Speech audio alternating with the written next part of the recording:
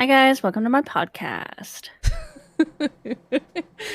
Okay, okay. I see you. Hi Minna. Welcome. Oh, we've How started. are Hello. Yeah, I want to keep that in, so I decided to start right then and there. Hi everybody. How are you today? I'm good. How are you? I'm doing pretty good. So welcome to Tea and Tarot, a podcast for candid conversations sparked by tarot and steeped in tea. I am so excited to read your cards today because I have a hard time reading you a lot of the time. Yeah, you're Um, you have a really hard time with it. I have too much of a bias when I read you, but I have been practicing a lot since the last time I've read you, so I have my fingers crossed. Mm. Do Okay. you, do you have a tarot in mind? I kind of had one in mind, but We I can do was several. thinking I was thinking about maybe doing like a tarot reading about my like health. But also I'm kind of scared of what we might get from that. So I think maybe just keeping it in like a general basis and maybe we can Okay. go into health later. Okay, I don't usually offer health ones, but I understand your ability to take a reading like that, and understanding is a little bit better than me offering them to the general public. Yeah. Um, because We don't even have tarot, to do it. That's fine. yeah, tarot's not for like diagnosis. It Yeah. is not something that like tells you whether or not to go see a doctor. Like Minna's been dealing with a lot all of a sudden, some of which has been ear infections that have led to jaw pain. You go to the doctor to see that. You do not Yes. ask a tarot reader to be like, do I need to go see a doctor? Can I get some herbal medicine from you? Go see a doctor. You need antibiotics. Hmm. But I can absolutely pull general for you right now, and we can go from there. Okay, sounds good. Okay, I need to pull up.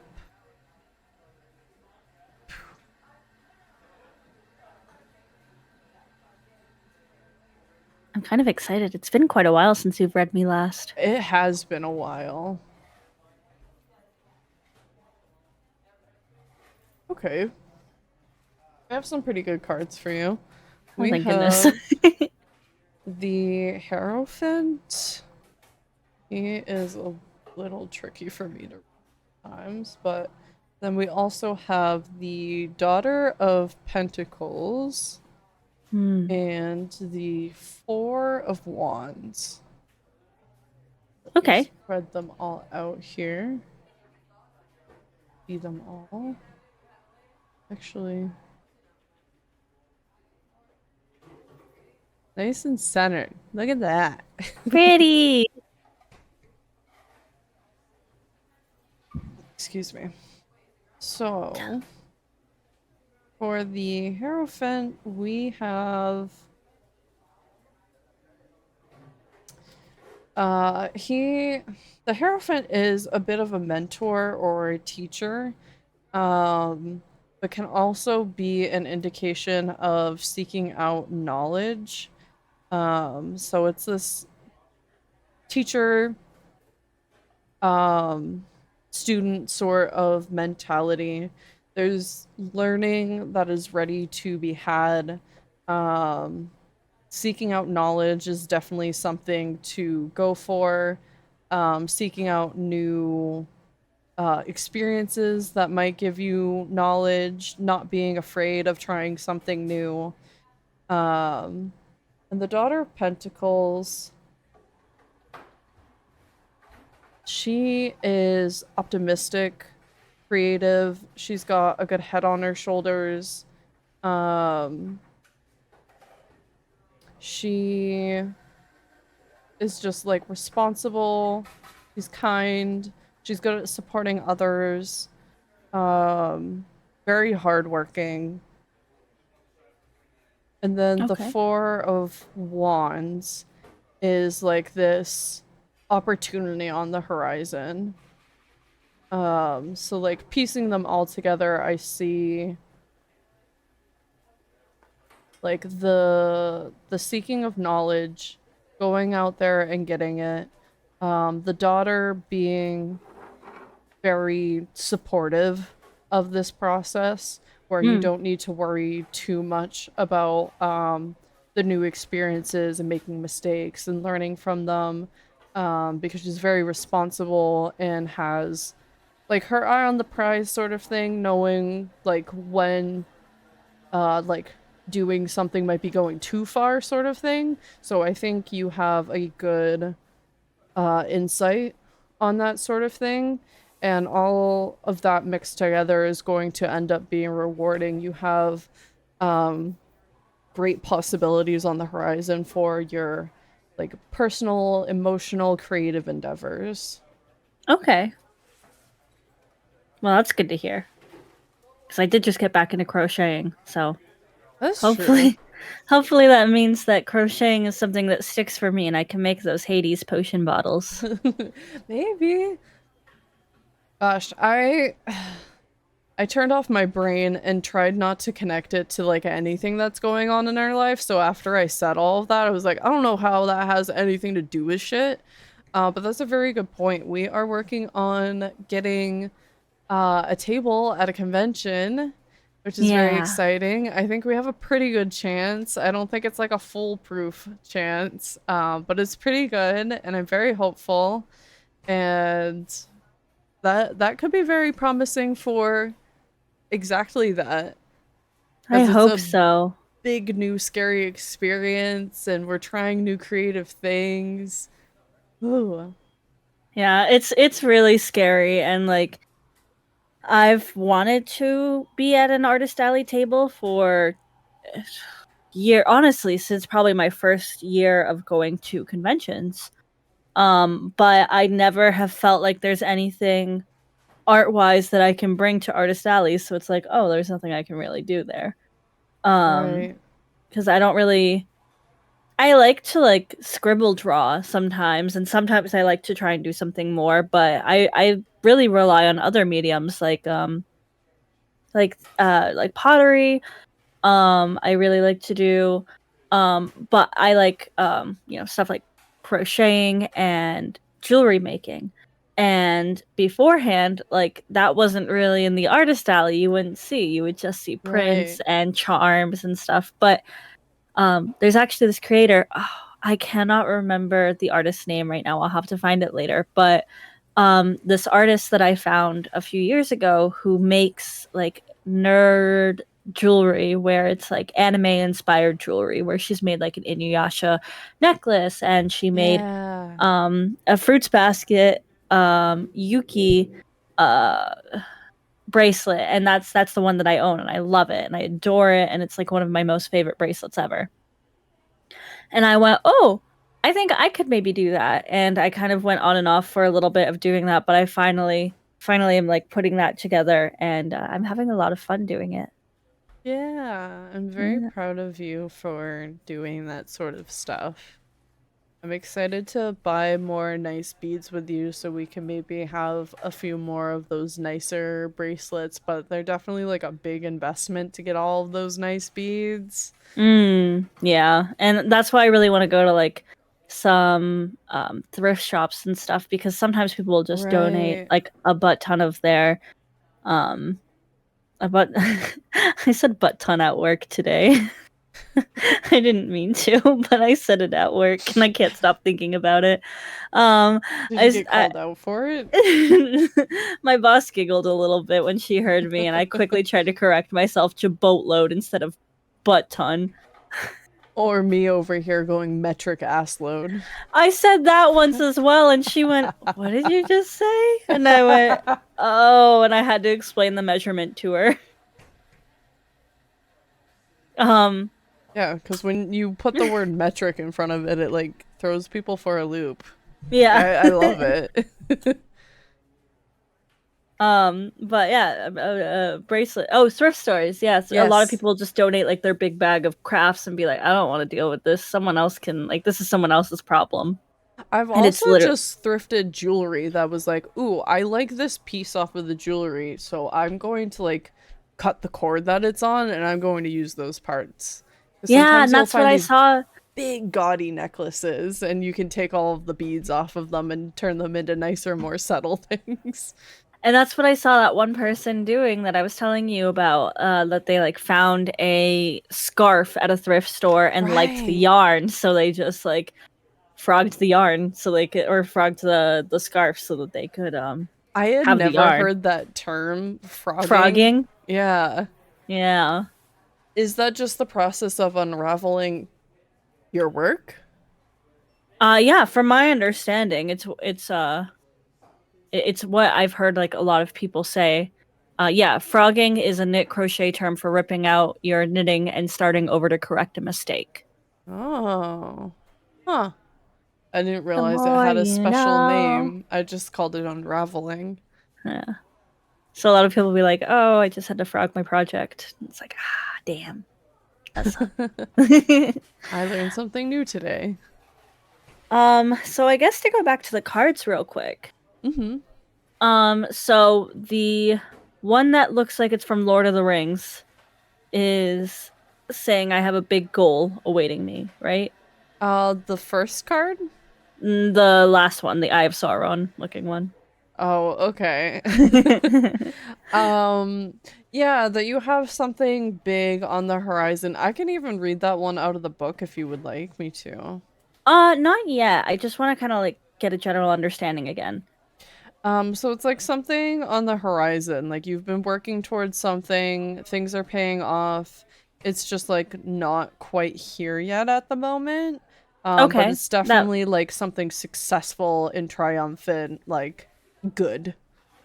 okay, that makes sense. And then the Daughter of Pentacles, creativity. I know Pentacles also represent like wealth, and that could be materialistic, or that could be money or something um that It could makes just you be your ability wealthy. to get your hands on the materials that you need right now, sort Material of thing. girl. Yeah. Um, but okay, so that makes sense as well because I am very creative right now. And again, we're trying to get the artist alley table. So those two cards make sense. The Hierophant is where I get confused. He is the mentor. Eh, But the definition for him kind of speaks on both the mentor and the student sort of side of things. So it's not the most clear on whether you are the teacher or the student at the moment. I definitely seeing it in this perspective, see it a little bit more of a student opportunity. It is a card that signifies like seeking out knowledge. mm, okay. Yeah, I guess that makes sense. Yeah. Doesn't the Hierophant often live in like a sort of isolation a lot of the time? I'm not so sure about that. Let me. I a mentor or a teacher. This card signifies a hunger for knowledge, whether it is in the practical or the spiritual. It's time to deepen your practice. Don't hesitate. Join a class, go to a workshop, try new experiences. Open your heart, and a teacher will soon appear. Okay. So nothing Well, that's about good to know. isolation on that one. Hmm. Okay.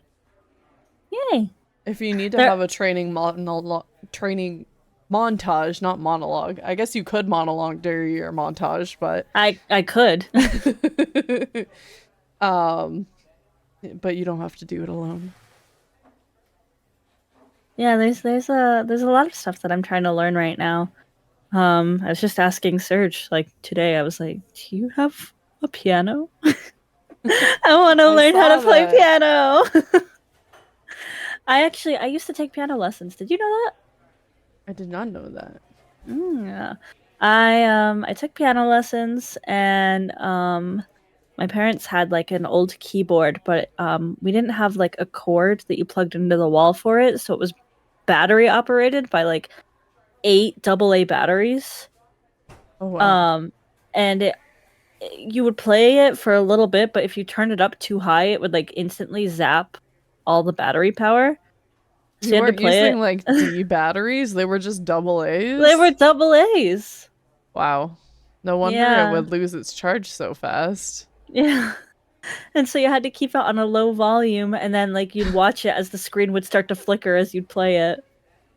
See, if you hit too many keys all at once, then it would just die. But that's what I used to like after my piano lesson, be like, all right, go practice this sheet music at home until I see you next week. And then I'd bring it home and I'd like try to practice, and the piano would constantly die. Wow. Um, but I was apparently very good in the piano lessons when I did it for like only a few months. I mean, not having a piano at home kind of hinders you. Right. A reliable piano at least. Um, but I remember like my teacher lining me up at the piano, having me like play around on the keys for a little bit, and then having me like turn around, and they chose like a key, um, and then had me turn back around, and they're like, okay, you have like three chances, and then you have to finalize on that answer. And apparently, like every time I almost got it on the first try every time, or I at least like try one, two keys and then be like, this is the one. And every time they were like, yeah, no, you got it. So they were like, I think you have perfect pitch, which I don't. I don't. I definitely don't have perfect pitch, but What do you mean by that? I don't know. I don't know. I think I have a hard time harmonizing with people, so I wonder if that then impacts like this quote unquote perfect pitch. Hmm. I get overwhelmed. I think I get really nervous when I sing with other people because like I'm nervous about upstaging or understaging or just being on a stage with another person. And then like, you know, the song gets messed up and then it's like, "Oh god, where do I go?" I blah, blah. So, perfect pitch refers to a person's ability to identify any musical note by name after hearing it without reference to other notes. Hmm. So, it's not necessarily your ability to sing at a perfect pitch. It is identifying music like easily, sort of thing. Hmm. Then So, that, maybe. yeah, that sounds like it. Maybe it's something to test again. It's almost like I don't think this is like a perfect example, but I know some people will do like they'll hit a note on the piano and then the whole chorus will also sing that note sort of thing. I think there are Mhm. people that are incapable of doing that where they hear the note but they cannot also let out that note sort And of that's thing. the quote unquote tone deaf, right? Yeah, maybe. I don't really like the But phrase. it's definitely not as easy for some people as it is for other people. So if someone can play a note and you can match that note without much issue, I think that also kind of plays into being like having perfect pitch. But Interesting. it doesn't necessarily mean you have to like be perfect in all types of pitch no matter the situation sort of thing, like having to harmonize with someone. Harmonizing isn't easy. Yeah, it's scary. It can be, yeah. Takes a lot of practice. Oh, hold on, excuse me. I had a Uh, cough. Zenny, one of our old friends, they used to be in a like a barbershop quartet. Oh, So that that's was like right. all she did was harmonizing. That's so cool. But yeah, creativity, I was like, I want to play a piano, I want to make bracelets, I want to crochet, I want to go and paint a canvas, I want to go do a pottery class. Like, Yeah. I constantly want to do stuff, except I guess draw, because whenever I start drawing, I immediately go, bleh, I hate it. I can't this do is it. stinky. Yeah. A little pessimist. Um, You got questions for me? I do have some questions for you. Um, Oh, before you ask the question, hmm, should we? tell the podcast how we know each other? I guess we can. This is my roommate Hey, hey. and my future wife. We're We're fiancés. fiancés. We've lived together for 4 years? Yeah, Going I on four think so, years. yeah. Yeah. Um, is this something that I should be doing with all of my guests? I don't think I've said my relation to any of the other guests. I think it's only important for when you start yelling at me later. Oh, okay, I see. You are putting out a discreet disclaimer for Yeah. our combativeness that can sometimes happen. We have a very old married couple relationship that I love and value very much. Where I know how to push all of Lux's buttons. God, do you? But we still go to bed every night happy and everything, you know. We Yeah. don't really leave it off on a fight. So if you are hearing any sort of us going brr, brr, brr, brr, brr at each other, it's a normal everyday occurrence. It's because Minna likes to fight. Minna finds thrill in the fight. What? And Uh, sometimes there was this one day where you were like, "Why don't you push my buttons? Why don't you fight with me more?" And it's like, I don't know. It's just too chill, I guess. I'm it's sorry. the thrill. So, Minna provokes it knowingly and happily. Just a little. I But with that disclaimer out of the way, questions. mean, I don't think I picked any questions that were like, "Why are you a little bitch?" or anything like that. It's fine. It's fine. I guess I'll start out with something that's a little lighthearted. Um, how has cleaning and organizing the house with Serge been a help for you? It's been so good. It's been so good. Um, yeah, when we first moved into this apartment, we unfortunately had to move in very sudden circumstances, Ugh. in an unprepared manner where we moved during a blizzard, so everyone that was coming over to help us was not able to come over because they were all snowed in. One of our friends even tried their damnedest to like get to us and couldn't even get up the road before they were like, we can't, we have to turn around. And they were like almost 2 hours away. Yeah. So we couldn't Completely have. understandable. We didn't want Absolutely. people on the roads at that point. Yeah. But it was also like our last night of, we'd been moving for like I think we had less than a month to move. Yeah, I think we Um had about 2 weeks and we were moving what we could, but a lot of that was smaller stuff and we were really relying on people to help us with the bigger stuff. yeah. But unfortunately that wasn't possible. And so we moved, I think, for like about 30 hours constantly moving stuff. Mm. And it was awful. Yeah. But with moving so much comes you just going and throwing stuff into a pile and going, I'll deal with it later. Right. And unfortunately, after that move, it was like, I don't even want to look at these boxes right now. Um, And and that then went it on just for a kind long of, time. yeah, they just sat there. And there was a few attempted cleans here or there, that just didn't really go over. And then when I was on a like Snapchat call with Serge, we were cleaning our like respective houses, and I found that like I was really getting stuff done just by talking with her. And then she was kind enough to offer to come over, and like it was a mixture of us asking to be like, "Hi, can you guys maybe come over and help us?" and also them just being like, "Do you want us to come over and help you clean?" Um Yeah. Where we were kind and of like explaining our situation, how it was hard to like dig ourselves out of it, and they were offering resources, one of which was like full on coming over. It was really yeah. nice. So we've been having for about the past month and a half, almost 2 months, and been coming over once a week and Yeah. helping us clean. We first started with our living room, which we surprisingly did all in one night. Yeah.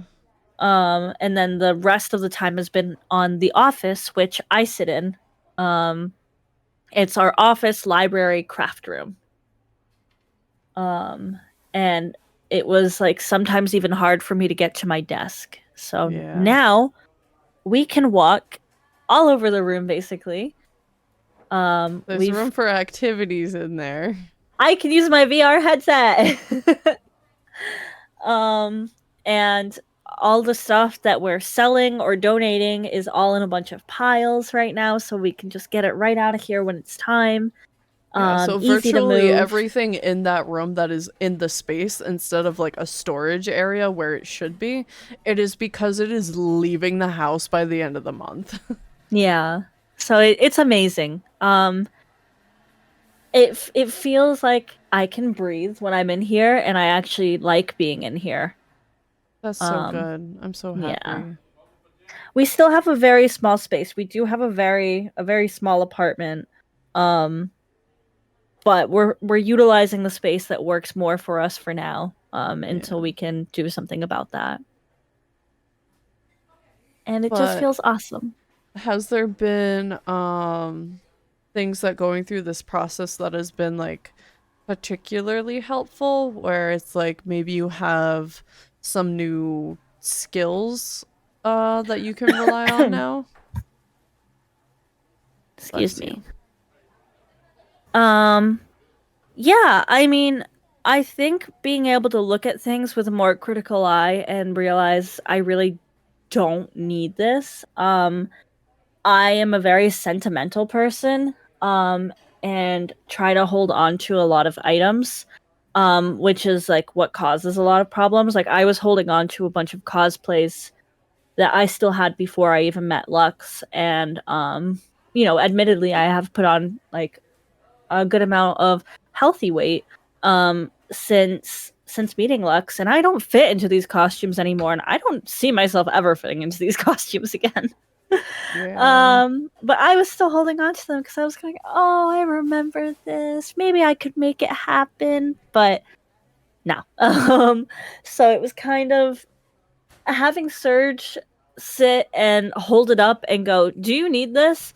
And being able to talk with Surge and kind of be like, oh, this was from this, and it makes me feel so happy. And then, like, as I'm talking it out, just go, but I really don't need it anymore. It doesn't have any use. Like, she helped me kind of bring this voice to myself to realize that I didn't need a lot of things. Right. So I think I can now like identify things. Like I'm looking around the room and I'm still looking at some things where I'm like, I don't need this. Um, Yeah. but yeah, so I think I've definitely gained like a confidence of being able to get rid of stuff that I would see as sentimental. That's awesome. Because I know both of us kind of have a bit of a hoarding tendency. For various reasons. Mine had to do a lot with the way that I was raised. I was raised by a hoarder. So it's very hard to unlearn, but I think we're doing a very good job and we're making the most of it, and our space is starting to finally feel functional, and it really hasn't since we moved in. Yeah. Now the when we cleaned the living room and that became more functional, it instantly like brought this realization that we can live in a space and also function in a space at the same time, and it's Yes. it's not one or the other. Yes. um which that's how it was feeling for a while. It was like, well, either I can be comfortable or this can be functional, you know Yeah. but now it's both. Yeah. Um, and I'm very happy to hear you say that. Um, because I know we had talked about like how the bedroom was getting. Um, and I don't want to like go too far to like air out some of our issues, but I mean, we're a couple that has been functioning together for almost 5 years now. There are bound to be little uncomfortable points. Um, but I guess I didn't fully articulate this in the conversation at the time. I don't particularly know why. I don't know if I was just too tired to attempt this, but we were talking about how the bedroom was getting bad, and you just had this mentality of like, well, it's gonna get messed up again, so why should I bother? And it's like, because we can't function. And I just didn't want to get into it because I knew you were in this defeated mindset where, like, no matter what I said in that moment wasn't really going to help you and would possibly just hurt you even more to like make you feel like things were wrong with you or something like that, and that's not how I wanted you to feel. That wasn't going to be productive for solving any of our problems. But hearing you say like, oh, we can manage to live in a space and have it be functional at the same time, like we can solve this problem, and it's okay that we have to clean up our messes and stuff like that is really good to hear. Yeah. And I think about the bedroom, the mindset that I have of the defeated bit is it's more so I don't like cleaning the room because it never feels satisfying in the end. Right. Um, One of the things that every time I would clean my room, my mom would always ask me, "Don't you feel so Yeah. much better? Don't you feel so much more satisfied?" And every time I just go, "No," because like the room is spotless right now and everything has a place, but it doesn't feel right to me. Like Hmm. there things are in places where they're not typically in places because what was clean to like my mom was not clean to me. You know, things were put away, but then I don't know where anything is. So very quickly the room would get messed up again. So my mentality was it doesn't feel satisfying to clean my bedroom because every time I clean my bedroom, it instantly gets bad again because I need to get to things that I can't get to. Yeah. And that's a Um, functionality thing. Your yeah, room I've wasn't been functioning for you. no, I've been learning how to function more with my ADHD in my adulthood. I mean, thanks to like having my own independence and having adult money, I now can like get the items that I might need more to my model winked when I said that. That was weird. Um, but getting the items that I might need to like actually help me function. But it's still kind of that mentality of like, yeah, I want to clean the room because it doesn't feel great right now. But at the same time, like, I think it's that same thing when you're cleaning. And I would often, I would often clean my room and like it would get to a point where it felt functional to me and I would bring up like my mom to look at my room and be like, "Look, Mm. look at what I did." And she would go, "Yeah, it's a great start." Every time that it felt functional to me, it was a great start. So When you it tell was me these stories, my heart fucking breaks, dude. I hate it. I hate that that was your life. And I understand that she didn't do it from like a place of harm and she was in her own way trying to encourage you to keep going. But like that just breaks my heart that that was always your response when you were feeling good because that doesn't feel good. yeah. So so my functional wasn't clean, but clean wasn't my functional. So no, it never feels satisfying to clean my room. So why do I want to clean my room? Right. You know? Like it's just a bad cycle. But now that we Serge is really good at first of all working with her own partner's ADHD Yeah. and having her own functions that work for her. And like it's kind of like the Disney rule of there's not a trash can more than like 5 feet or something because scientifically that's when the average person will drop the trash instead of throwing it away is like 5 feet or something like that. Yeah. Um, You have to like like see one within your view and it can't be that far away, sort of thing. If you cannot see one when you're scanning around the area, you just like give up. yeah. So it's I mean, I'll hold on to trash until the end of the day. It goes into my car until I find a trash can. But like it's still the point Right. is we like we found a way for our laundry now where we have this fun little thing where it's like playing basketball to put the laundry baskets away. We just have to put the laundry baskets back in there. But it doesn't look like we're playing basketball. It isn't like a 10-year-old boy's basketball net hamper. It looks nice. Yeah, but it's finding the ways functional like that, and that's how Surge has also been a huge help is finding those like functional things that work for us. Um, so I'm very excited to work on room organization with her. Yeah. We're really getting there. Yeah. Making good progress. We almost have the whole house covered at this point by the feelings of it because the living room is the largest room in the house. And then the office is probably It's the larger of the two bedrooms. I was about to say I think we did make that the larger. So that's probably technically the second largest room in the house. Yeah. So that's the majority of our house being taken care of right now. Um And I have been slowly, teeny tiny chipping away at the bathroom when I'm sitting there in the bathroom, just like with nothing better to do. I will go through that, like, shelf that we have in the middle there that is just like filled with bullshit. And I just like, I threw out like half, if not more, of the Lush samples that we had on there because things were back from like Christmas a couple of years ago, so that shit had separated. It was not homogenized anymore. Things that we had no interest in anymore, things that dried out, lots of stuff like that just tossed. And then I went through like the bath oils one day and I was like, I worked for this shop. I fucking know better. Once you open the cap, it starts to deteriorate. So these all these ones that are sealed, those are fine. Anything that's open right now has to fucking go because we haven't Mm, touched these in forever. yeah. So, um a lot of stuff like that. So decluttering there just a little bit. And I like your organization underneath the sink.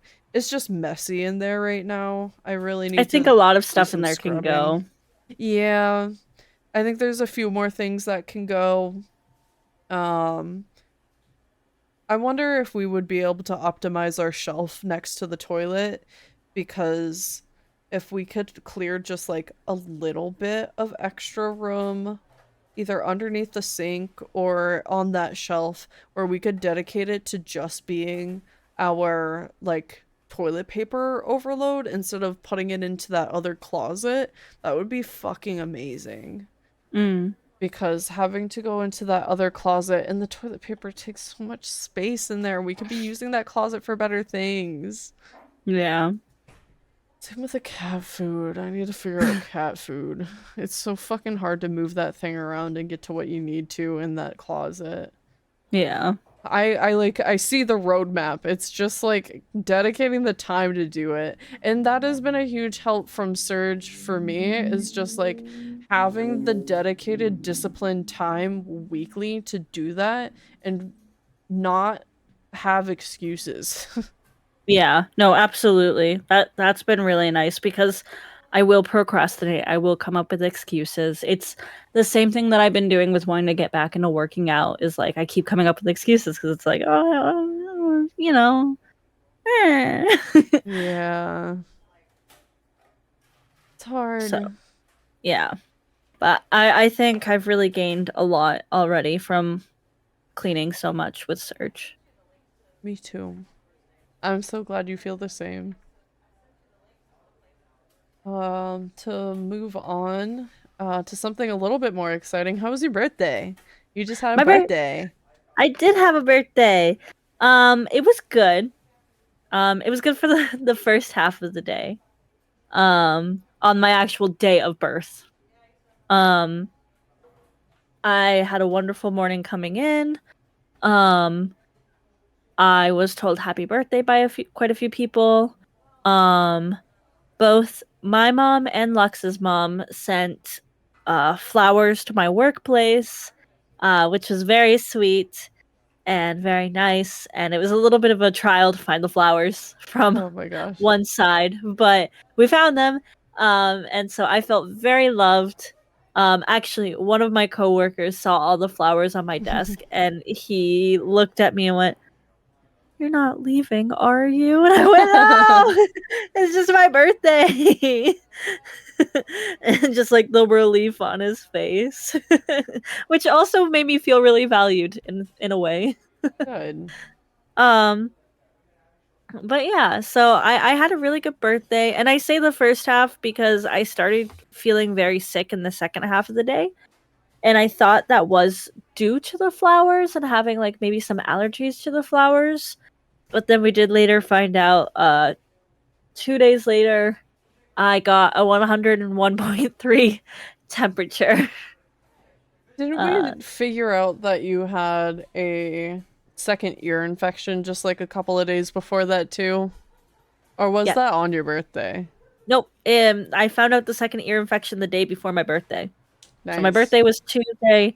The second ear infection was Monday, and I had to come into work late that day because I had to go to urgent care first for them to figure out that I still had an ear infection. Um, and before that urgent care visit, a week before was the urgent care visit saying I had bilateral inner ear infections. And 2 days before that urgent care visit was another urgent care visit for mystery lumps, which were very concerning, though happy to report were not any sort of cancerous thing, but instead maybe a chronic skin condition. Yeah. So Give me you a were put break. through the ringer before your birthday and you're on all these fucking antibiotics and I have to put eardrops in your ear the morning and the afternoon of your birthday and stuff like that and you're still adjusting to them. Oh, Yeah, eardrops and then getting fevers and feeling really sick. And then Lux had planned a wonderful birthday surprise for me. Literally, I knew about the surprise. I didn't know what we were doing. I didn't know where we yeah. were going. I just knew who was going to be there, and that was it. Like Um, what day you were being dragged around on. yeah. So I was hell bent on getting better before that surprise day. And we did a good job doing that. Yeah, and we had a wonderful time where Lux brought me to an escape room and we solved the escape room with 4 minutes to spare. I think it was 4 minutes and 53 seconds, so it was nearly 5 minutes. 4 minutes to spare. And then we went to a bar afterwards and had some food. And then I got a milkshake. And then when I got home, I instantly felt sick again and I went too hard. It's because you had fried food and an alcohol drink and a milkshake in your tummy all at the same time. I was like living off of the Dayquil and everything. That's right. We were still having you take Dayquil that day to make sure that you weren't straining yourself or anything. Yeah. I'm so glad you had such a good time. I had a wonderful time. You did an amazing job for that. So I had a great birthday. I was treated so wonderfully by all of my friends. Can I tell the big surprise? Yeah. I'm gonna see AJR in concert. I'm Yay. I'm a really big AJR fan. I've been listening to them since early high school, if not middle school. I can't remember when I'm Ready came out, but I'm pretty sure that was like, if not their first song, their like first song that really popped off. Right. Uh, so I've been there since the beginning. um, and I saw that they were going to be coming local to us, and I went, I have to see them. I have to see them. But it just didn't feel possible. So I kind of was like, I will see them next time they tour. But no, Lux made sure that I get to see them with a lot of our friends as well. And Yeah. it's going to be a great time. I don't care where we sit, as long as I can hear them live and maybe see the stage. I know you said we have a clear view, but maybe see the stage. And have fun with friends. That's all I want. From what I could tell from like SeatGeek or whatever I was using to because there's also like other sites called like a view from my seat and stuff like that. So Yeah. you can like have photos that other people have taken in the venue in that exact seat or maybe just a couple over or something like that. And this view that I saw, I wonder if I could look it up for you. I just need to remember the venue name. I can look that up on my phone. Um, but I remember seeing this picture that somebody had posted, and it was just like, oh, that's the kind of view that you want to have when you're seeing AJR. Ticket Mm. details. Right. Right. I'm really excited though. I think it's gonna be a really good time. And that was like, yeah, one of the big surprises was these tickets, and oh, I can't wait. I'm so excited. Uh, I'm so excited to have you there. mm. Um, oh, this was definitely the one that I used. How do I use the right filters again? Because it's also a venue that'll do like basketball games and hockey games and stuff Oh like that. So there's yeah, a bunch of different views that you can see, but it's like that's not at all how it's going to look like when we go. So I can't tell if I'm going to see a good view of the stage. There was a filter for this. Where is it? while you look for that, oh, excuse me, I had a bad burp. I will also be having another birthday celebration this weekend where I'll be seeing my parents. And they want to celebrate with me, and I'll also be celebrating Father's Day with my dad. And it's gonna be a really good time, and I'm excited. But the party festivities don't stop, and then I get to see some more friends at the end of the month. So it's just gonna be a really good time, and I'm very, very excited. Um, yeah. So I had a great birthday. I'm so glad. Sorry, Focusing. yeah, I'm trying so hard. Jesus. How did I think I might have looked Oh. in the adjacent section, not the section we're actually in. Hmm. Hi guys, my name is Minnamin. Welcome to my podcast. Um, I think I found a good one. It's not the photo that I saw that made me go, oh yeah, that's a good seat. But this one's pretty darn close. It gives a pretty good idea. I'm gonna drop it in our DMs here. oh, that's a good one. So that's very, very close to where we're going to sit. That's the correct section and row, but Hmm. probably a little bit of a different seat. But like, we're gonna be able to see fucking everything. We are Yeah. almost the backmost row. There's only like 2 rows behind us, I think. Um, but I don't know. AJR just always goes so hard with their visuals that I think having that sort of view is going to be really good. I think Yeah. being up at the stage and staring upward at them where you have to like crane your neck to look at them is not going to be the experience that people want. And they're not going Yeah. to realize that until they go home. I also prefer to be higher up as well. You can like look over people a little bit easier. I am worried about people standing up and if I have to stand the whole time, but it's whatever. If it happens, it happens. It's AJR. Um I also but think we'll have better odds just because of how steep these seats kind of seem. Where if somebody stands in front of us, we might not even like have to stand, yeah, or it might be a little obstructed, but not like the end of the world obstructed. right. So, good time. It's going to be a good time. I'm excited. It's gonna be a super Um good time. yeah. More questions, unless do you want another tarot reading? Mm, did you want to do another tarot reading? Um, I'm fine either way. I do have a question that I can ask you about tarot if you're still comfortable answering that question on the podcast. Yeah, I think I am. Okay. What is your experience as a tarot reader? Because you also read, and you help me with my readings. Minna helps me with readings at like events and stuff, and it's very nice. I do chaos. Um, but yeah, I have so my mom also likes to read tarot cards. And that's how I got into it. Is she had the most beautiful deck of tarot cards that I used to love to just hold and like look at them because they were not cards in the shape of rectangles, but they Oh, were circles. interesting. And I don't know, they always smelled really good, if that makes sense. Where Yeah, like of course.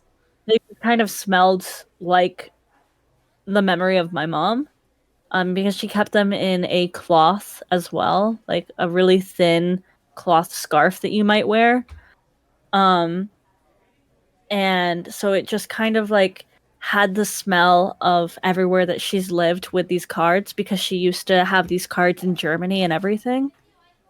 So it's just like I would just sit there and hold the cards in my hands and just like be in love with them.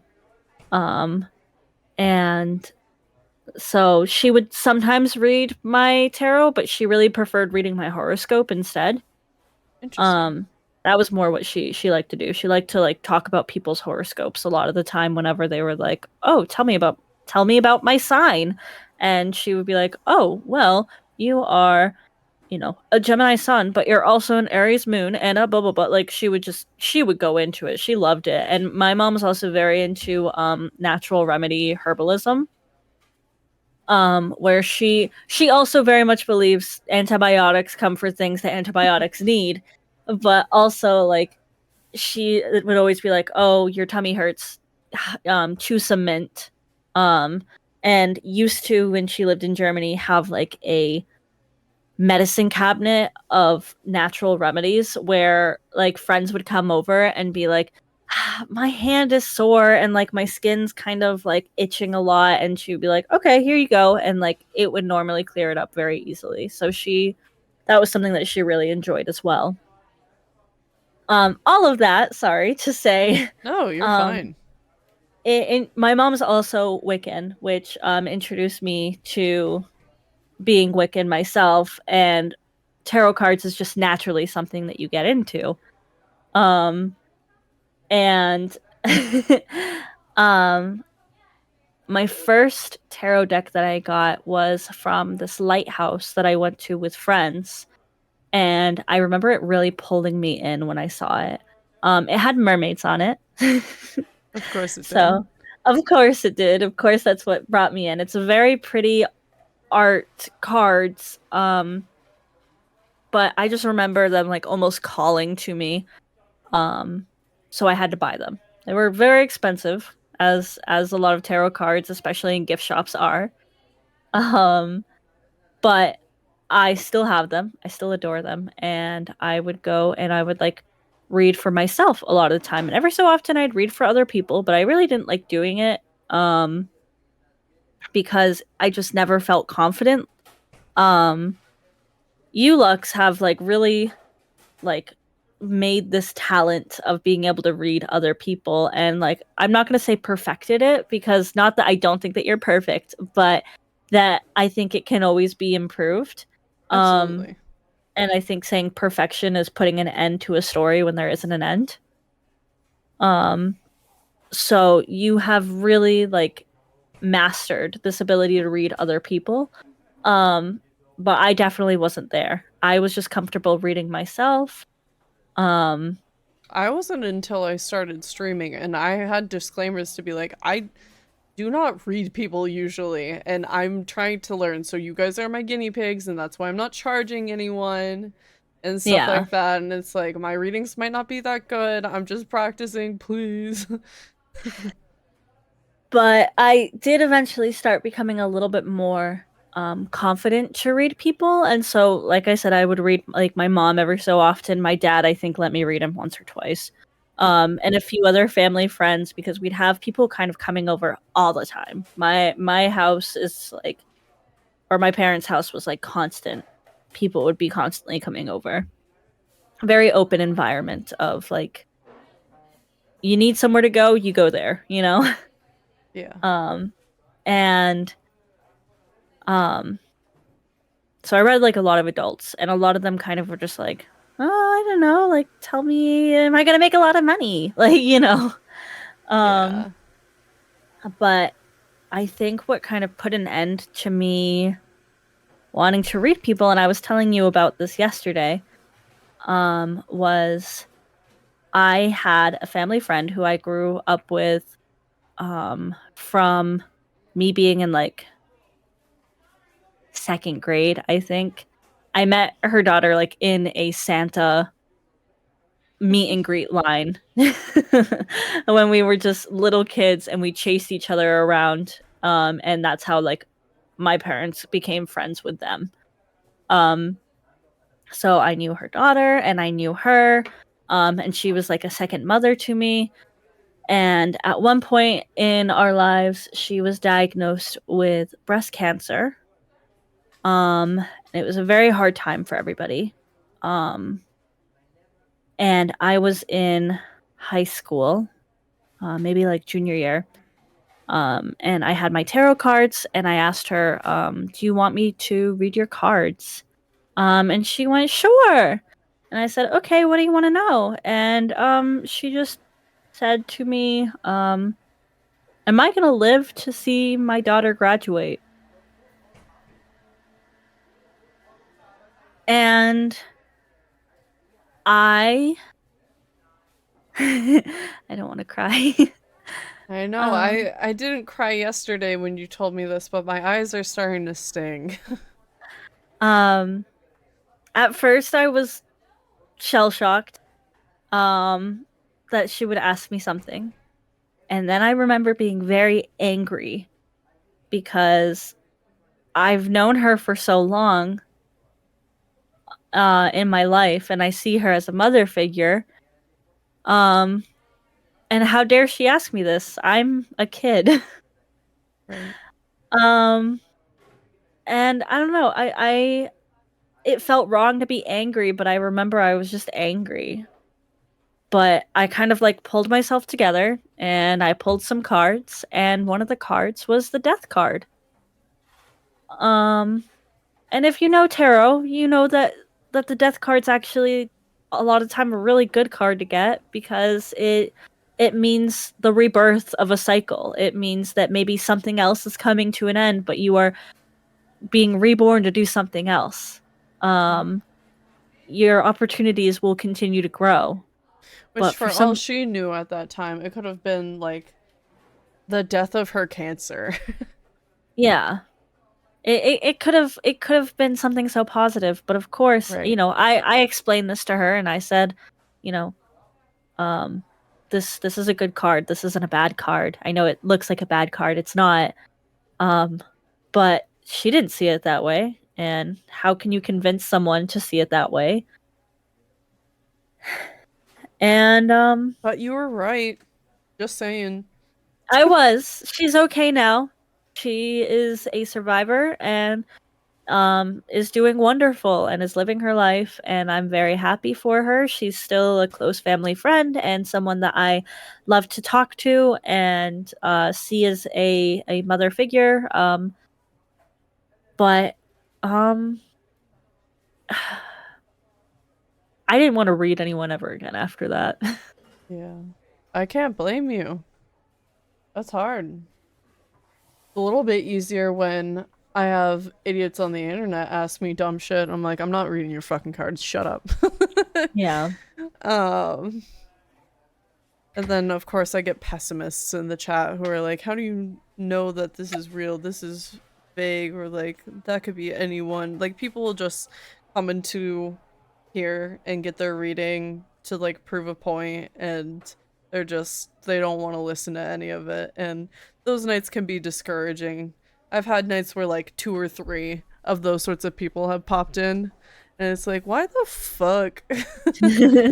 I'm under a category for a reason. What the hell? Yeah. Those nights were not fun, but they were so much easier to shake off because there are so many other experiences happening around them that don't drag me down to that level. And then this one's just so personal too. Yeah. Um, I've bought a few more decks of tarot cards because I thought they were pretty, and I've like tried to read myself a few times, but it never really felt right even to still read myself. Tarot reading in general just felt kind of like dull and bland and just overwhelming to me, which is why I'm kind of surprised that I was like starting to joke around and be like, I'll read your fucking tarot cards on stream. Let me in there, you Yeah, know? because you're And like the goblin under the bridge, and you're like, this card means you get bitches. yeah. But I was noticing very quickly whenever I would take over and I'd be like, it means, yeah, you gay bitches and your life's about to get really good and oh, you're gonna get some money soon. And like it would just flow out of me so naturally. And I really think because of like feeling like I'm in a safe space now and having like your community to kind of be like be there and like partially they expect me to say something stupid but also like um they encourage me and are like, you're doing great. And no one's gonna ask me if they're gonna die. um I think that I'm like I've been enjoying co-reading cards with you. Yeah. You hear that, guys? Minna likes you guys. Minna Bleh. thinks that you guys are a safe space and they like reading you. You guys are kind of stinky too though. Oh, that makes me so happy to hear. I don't know if you noticed, but I literally started glowing when you were like, your community makes me feel safe. And I was like, oh my god. Oh, you guys are So being yeah. cute. Ugh. I'm very proud of you. It's not easy to get back on the horse with all that stuff, but I'm glad that this could be a good space for you to do so. Yeah. Thank you. Of course. Um, guess to get a little bit more lighthearted again. Sorry that I'm bringing you on this roller coaster of ups That's and okay. downs. It was for the ADHD, I think. I know you've been working hard on some redesign stuff. Is there anything you want to share about that? You don't have to like share visuals, but any excitement, any changes that you might want to like paint a picture with your words a little bit, anything like that? I actually have the reference drawings right in front of me right now. You do. Yeah, I keep them on my desk. Um, yeah, I've been working on a lot of shit. I really want to get a new model. Um, if you watch my streams, which you don't have to, but if you do, you might notice that I have been really liking to use my pipsqueak model instead of the model that I'm currently using. Um, and that's because I feel a lot more comfortable in the pipsqueak model that Straw made me. Where this model doesn't exactly feel like my true nature as much anymore, and the pipsqueak model feels great, but it's also like it's not a full model like what I want to have. Right. Um, so I've been wanting to get a new model. But I've been wanting to do a redesign as well because I wanted to kind of like look at everything that I have. I was wanting to go in a more D&D direction, and I think I still want to, but I did scrap some ideas. So an idea that I did have to kind of give you like a scrapped idea was I was really working hard on writing lore, and I was going to start getting artwork for a tavern where I kind of like served drinks and stuff at the tavern. Um what was it going to be called again? Oh, it was like Oh, the we had a slumbering good name for it. gorgon or something like that. It Something was it like was that. something really cute. I thought it Um was also like somewhat adjacent to the place that your dad worked for a while. something. Where like the Um, descriptor, the adjective in the name was like the same or something like that. I don't know about that, but we had some ideas to have like some tavern stuff. I wanted to go more D&D. And that actually has kind of gotten scrapped to more so I'll just be working in another portion of the bakery with Lux. She's decided that I'm allowed to put an add-on expansion onto the cafe. We can be like that place up by my grandfather's where they just keep expanding and like encroaching on the other rentals next to them where like Yeah. somebody leaves and they're like, we want that. We would also like to open up an ice cream shop. Yeah. Um, so the idea of like having the tavern has kind of like gone away. It's still in the back of my mind and I might still do something with it, but um yeah, that idea has like for the most part gone away. Um but still like having something D&D, and I was thinking of possibly having long hair again. Um I originally had a long hair model and I started to have like a breakdown over having long hair as a model, on my model. Um, and that's why my model now has short hair because I was like, I have to literally fucking chop it off. This needs to be symbolic. um, and I like the short hair, but I've been looking at like hair designs for long hair, and I think we found this beautiful wavy curly hair idea. Um, that is just like perfect. um I So I agree. think we might have long hair again. The snakes are going to be more prominent. Yes, we want They're to going to highlight show the up. snakes very badly. I'd like to put them on an animation loop like the pipsqueak is, um where the snakes every so often like flick their tongues. Maybe they'll do a little bit of movement. I'm not sure yet, but um the Straub snakes are did going to a be more really good job prominent. with that. Yeah, she did. Um I want to play around with the idea. I am willing to say it because I've mentioned it on stream before. Um, I want to maybe make my snakes my TTS pet. Uh, Yes.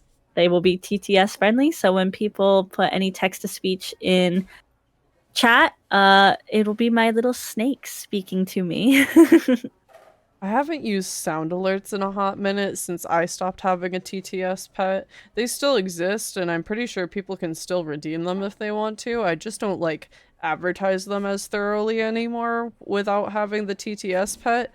But I loved having the TTS option in sound alerts, and then also whenever anybody wanted to play one of those dumb sounds, my TTS pet also looked like it was emitting those noises. So I liked setting it up with sound alerts a lot. um, we're looking at a new outfit design, completely new outfit. And Yes. making my scales more prominent feature. Um, Yes. and I'm looking at all my papers. My Gorgon fiance is hot. Just a lot of changes that, like, when you look at it all, it's gonna be like I changed a lot, but also I changed nothing at the same time. You know. Um, so that's kind of it. Yeah. Do you have any immediate goals right now? They don't necessarily have to be with the redesign or stream at all, but just like general immediate goals. I mean, one of my immediate goals is I want to get a model from the same artist as you, Ori. Yeah. Um, I love Ori's work so much, and I've been wanting a model from them for a long time. But now I'm finally starting to commit to the idea of it. But might even be getting a model in between the Ori and the one that I currently have, just to make sure that the design is something that I like. Right. Um, so that yeah, that's one of the immediate goals for sure. Is getting the new model. Yeah, I think. And then probably getting some like a good amount of art of the new design. So when I'm like unveiling stuff, I have like a lot of stuff ready to go. Yeah, I think Snurge and I will be helpful for that. Yeah.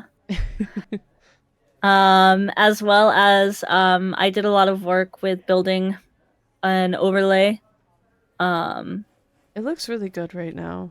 yeah, I really like it. It feels good. It makes me want to Um redo stuff.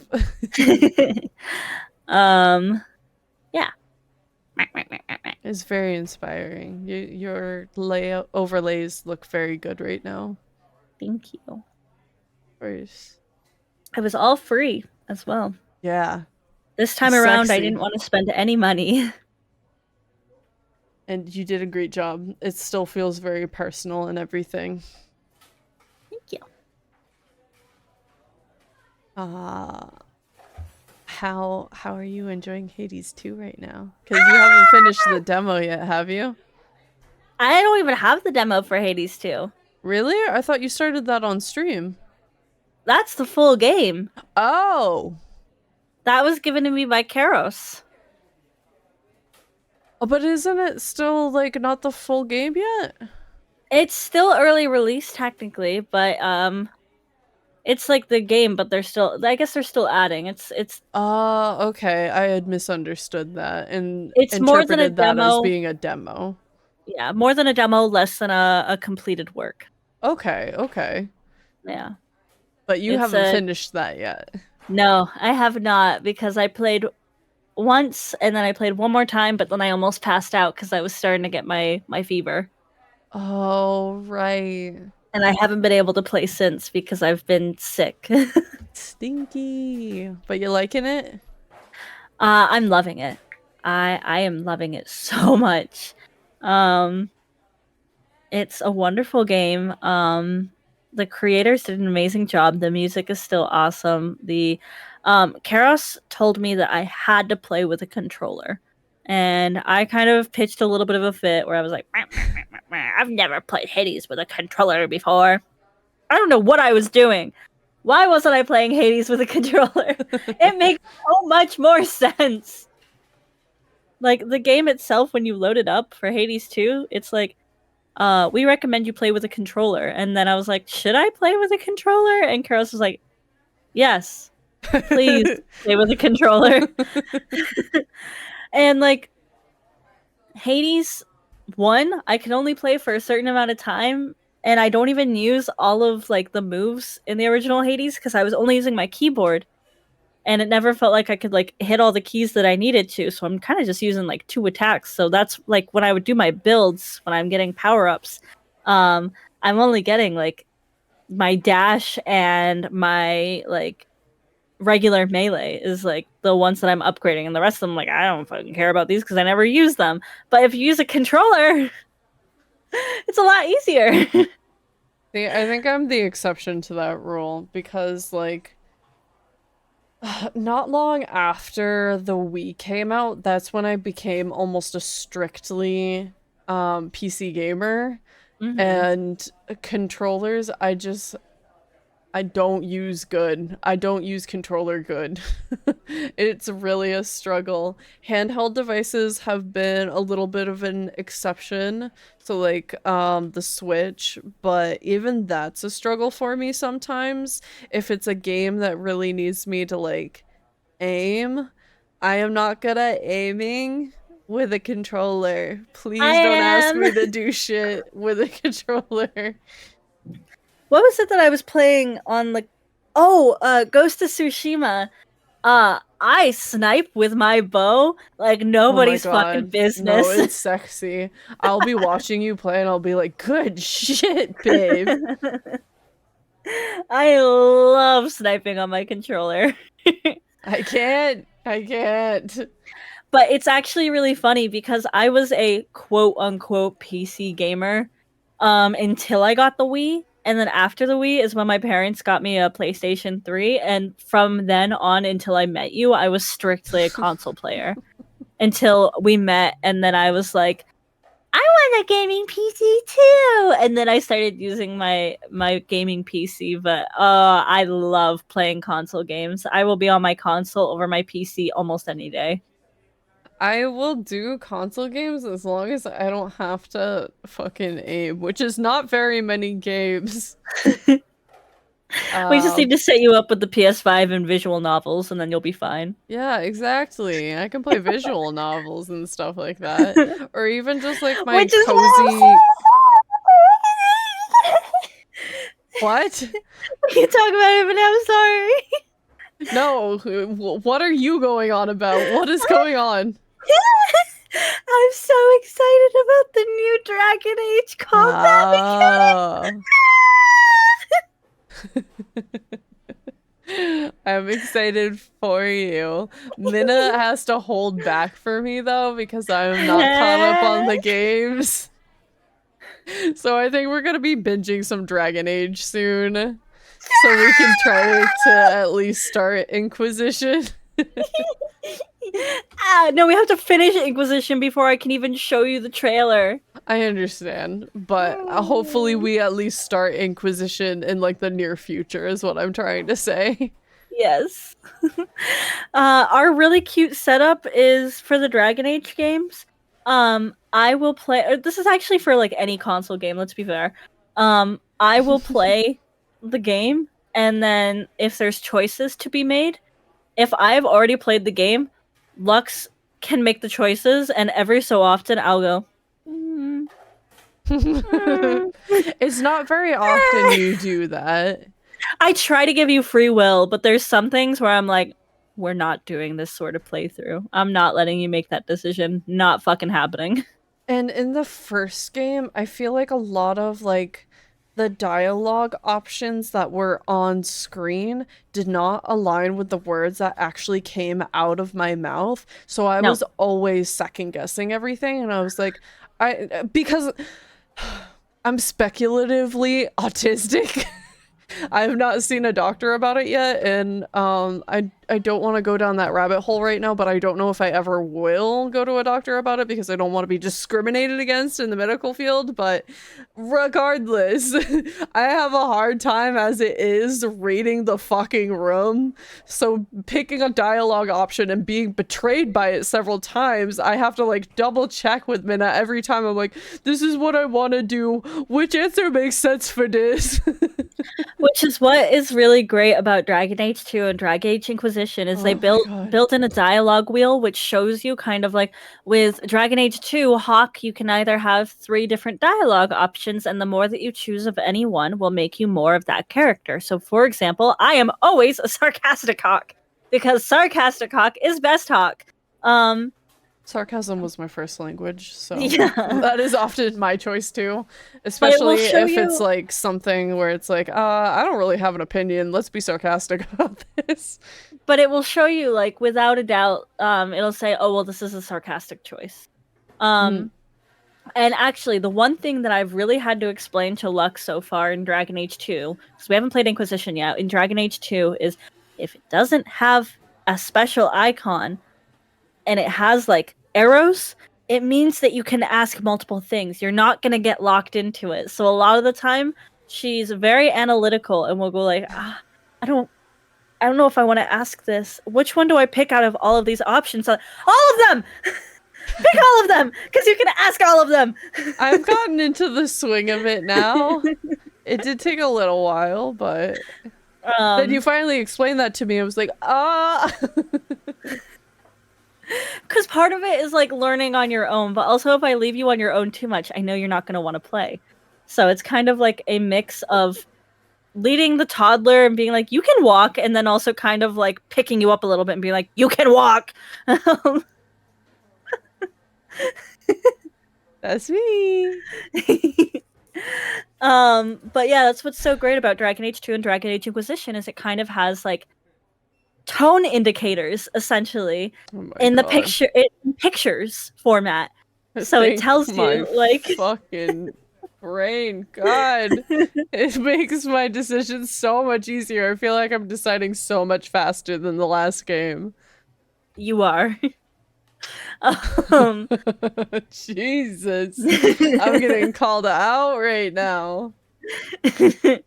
yeah, it's okay though. Um, Yeah, yeah, yeah. but yeah, it's also about like us making sure that we're playing the games at a good like I'll often have to refresh. Luckily, I know like the Dragon Age lore off the back of my hand like so easily. So if Lux is like, "What is this character? Who is this character? I don't know this character." I'm like, Oh "You saw my them five God. minutes ago. This I do character did have those this." moments. I'm like, who the fuck is this? Why am I taking commands from them? And you're like, you just took their mission 5 minutes ago. Or also when we get into the third game, and then there's gonna be characters from the first game, and you're gonna go, Oh. "Who is this?" I'll be like, "You literally told her to go here." Like, Or you'll be like, your literal romance option. What the fuck is wrong with you? yeah. Oh, my brain have hard time putting dots together sometimes. But yeah, it's been fun, and we'll play a lot of the games like that. Like God of War, I'll play and Lux will watch. Oh, that was Um so fun to watch you play. Uncharted 4, we also did that. Yeah. That was I fun love watch parkour too. games. I don't. And you hate platformer games. But I like the stories that go with these sorts of games. So they're usually ones that I like watch other people on YouTube play or something like that, but now I have my own personal Let's Play expert. That's Did you you. just did you just hear that straw go? Straw? Oh, sorry. I like finished my drink, but I muted my mic, but I thought I still heard it go. Anyway, it doesn't Well, matter. I mean, it If might it's have in been the picked final up from cut, my oopsies. mic. But yeah, I honestly I love playing games for people. I really do. So I think I'm really lucky, like how the two of us work so well. Mm-hmm. I think that's why you're so good at streaming, because you like playing for people. Yeah.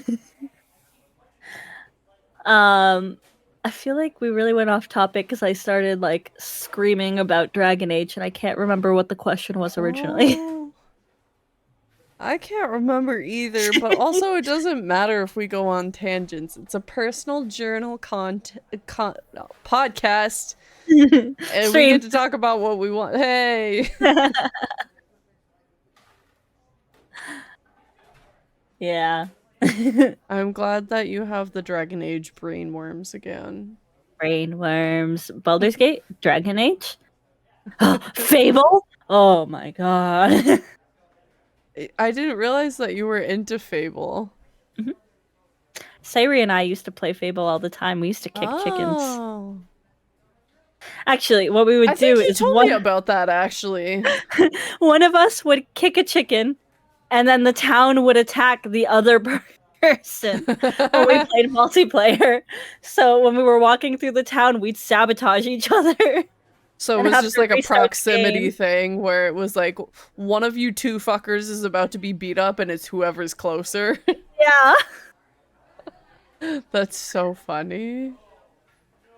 Oh.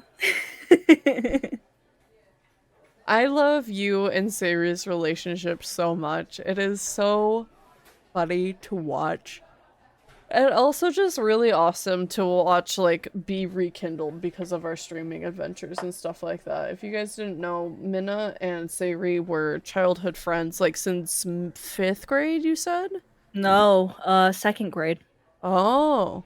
So it's been a long time and you guys had like a period of not talking too much, but for whatever reason, I can't even think of it really, but around the time of us getting together and living together and starting stream and everything, I think it was before stream Sayri trickled back into our lives, but it was like really close to the same time and Sayri joined us on this streaming adventure. I actually wasn't streaming yet when it happened, and Sayri would kind of like message me and be like, "Can we play some video games together?" Um, and we were still in the first apartment, which was a one bedroom. So a lot of the time you would be streaming, and I would like, You go to had the plans, but you bedroom. hadn't been able to start yet. I hadn't been able to start yet, and because our computers were in the same room, it wouldn't have been easy for me to That's play like right. and talk next to you. So a lot of time I would just sit in the bedroom so I wouldn't like make too much noise on your stream. So you were Um probably on Discord on your phone and playing on the console. on the console or we'd play on our switches.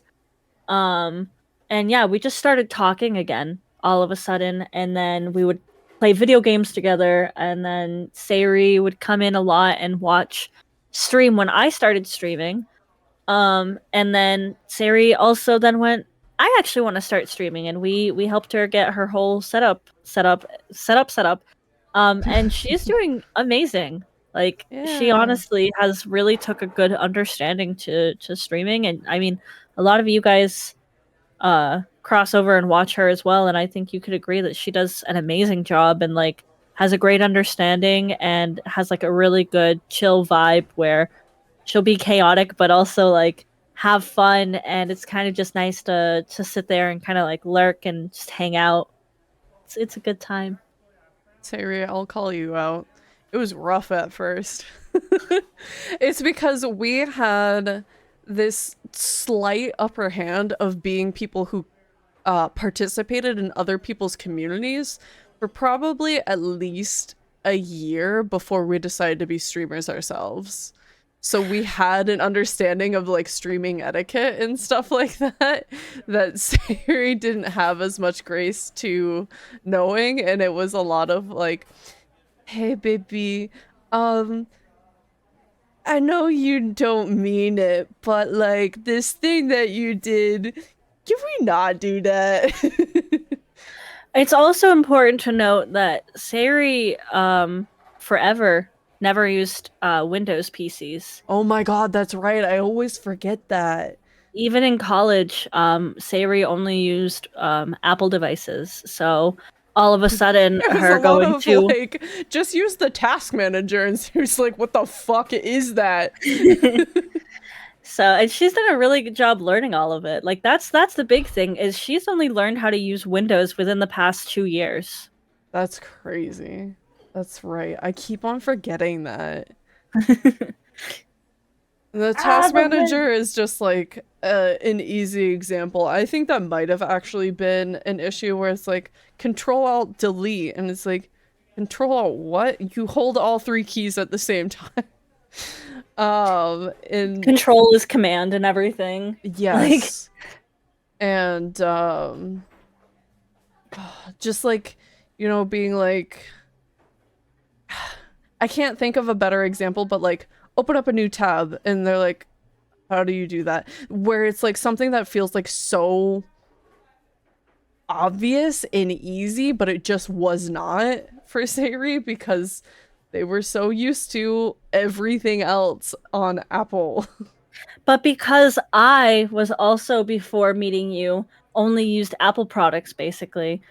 I was able to kind of almost be like the translator where Lux would be like, just do this thing. And then Sarah would be like, how do you do that? And then I'd be like, okay, on Apple, it's this, but you're doing it like this. Like, I would understand her confusion because I also only recently, within the past 5 years, have learned how to use Windows devices. I was taught kind of both of them side by side. In I think late middle school and high school, I was exposed to Mac OSs.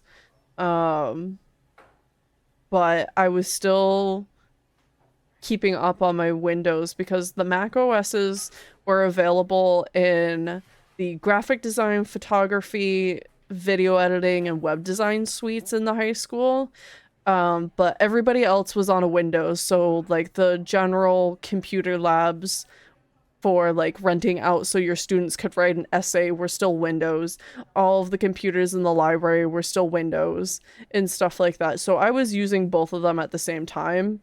Um, but I think at first, when I first started going through things with Sayri and like helping Sayri set things up, I don't think she right off the bat admitted that like it was one of her first times using a Windows OS. And I think we maybe got like 30 minutes into a call before she admitted that. I was like, oh my God, I thought you were just an idiot. Like, this could have been prevented if we started off the conversation with this. Oh my God, now I understand your struggle. Um, and also to follow up with you saying just an idiot, I would like to say Lux had a classmate in college that didn't know what Oh the my escape key God. was. I I went to school for game dev. I You have to test into being accepted into this program. You have to have like certain grades for like math and stuff like that because math is unfortunately a big part in programming. um but for some reason they assume the people that if they meet these grades and they like scored this high on their SATs or whatever it is, then you take your placements and you'll do placements for like English, math, science, etc. So they know which level to put you in for English and everything like that. But you're in a computer degree. You don't need to take the computer test because you aren't going to do like computers 101. You are doing programming. We know you know computers 101. You don't need to know where the Windows key is and stuff like that. But so apparently we weren't supposed to take this test. I took the test and I scored like 3 times over the maximum that was supposed to be obtainable because I'm using all of these shortcut keys instead of like right clicks. So my advisor was like, I don't know why they even had you take this test because you're not supposed to when you come into this degree, but you did. I'm like, okay, whatever. Glad I scored so high. Thank you. But this other kid definitely should have gotten the test because this kid, oh my God. He's looking at a keyboard and he's doing the 2-finger typing. And I get that some people just get stuck in that way and they'll do that for the rest of their lives. I think my father might be that way. It seems to be more common in men, if you ask me, to not be touch typing experts. But some people will get so fast at it that the single finger typing is not an inhibitor. But this kid, along with the single finger typing, did not know where the fucking escape key was on a keyboard. How was he in the programming degree? Oh, it was so bad, dude. I was like crying because this kid would like ask questions and we would have to sit there and listen to them get answered because the professor can't be like, you're an idiot, get out of my class. He's paying to be there. He shouldn't be. But we would all just have to like listen. It was so painful. And let me tell you one more goddamn thing about this 2-finger typer. He typed like nobody's fucking business. You would think he was light goddamn Yagami the way that he typed. Because you know how like aggressive he gets with his like scribbling in his death note and he like flamboyantly like swipes his hand away. Like this kid is doing this shit with his 2-finger typing bam bam bam bam bam on the keyboard. It's like, oh my God, get out of here. Community college is painful. Oh God. This is a podcast about you. Yeah, I was just gonna say that in our like computer stuff, like first of all, I don't have to take a computer credit to graduate. They ended up nixing that. I didn't have to do that. Oh, I love computer classes. So I didn't take one at all. But like our library had MacBooks as the computers, or they had like the Mac computer thingies. And every student was assigned Um, let's see. In like I didn't have it in elementary school because it wasn't in elementary school, but in middle school, everyone was assigned a MacBook. And then the first year of high school, it was a MacBook, and then it was an iPad for the next 2 or 3 years, I think. And everybody had an iPad. Stupid thing to learn on. iPads, and then they expect you to write fucking essays on an iPad. Ugh, gross. Yeah, you could like either the library had two Bluetooth uh Two two Bluetooth keypads. keyboards? Yeah, keyboards Two? that you could use while you're in the library, but you're fighting between all the other students. Or you could buy your own. Everybody's got these goddamn things and they're supposed to write essays on them and they have two keyboards? What in the fresh fuck? Yeah. So yeah, I was pretty happy when they brought back the MacBooks. Yeah, you need keyboards. um but our governor for our state put into place I don't even remember what like the bill was called, but No child left behind. it was essentially something like that. It was like the children's laptop bill or something like that. Children education device bill. I don't know. Where every student was given a device that they could learn off of to help with their education. So we didn't have to like go to the computer lab to like rent out a computer to write an essay on. We just had it on us. And because it was all MacBook stuff, unless you bought your own computer or had your own computer already, you were on a Mac. So just wanted to put that out there too. Yeah. Oh, that was quite the tangent we took. I like saw red for a second. My head kind of hurts right now. Do you have any more questions for me? I think I have one more question that I want to ask, if that's okay. Yeah. Is there anything about us wedding planning together that's been scary? Hmm. I do have a follow-up question. Ask the follow-up question first. Well, Or do you want me to say something first? you can say something first because it's like kind of a follow-up. So there's the what about wedding planning has been scary, but also what's your favorite thing that we've done so far? Okay. So kind of just like a two-parter. The scary thing is there's a few scary things. Um one of the one of the scary things is kind of just the price tag. And obviously that's going to be scary, but it is. It's just scary. So anytime we talk about like, oh, we need to figure out this, I'm like, we need to add more. Yeah. No, um that's been a scary thing for me too. Where it's like, oh wait, I thought we were done spending money. What do you mean we gotta pay another guy?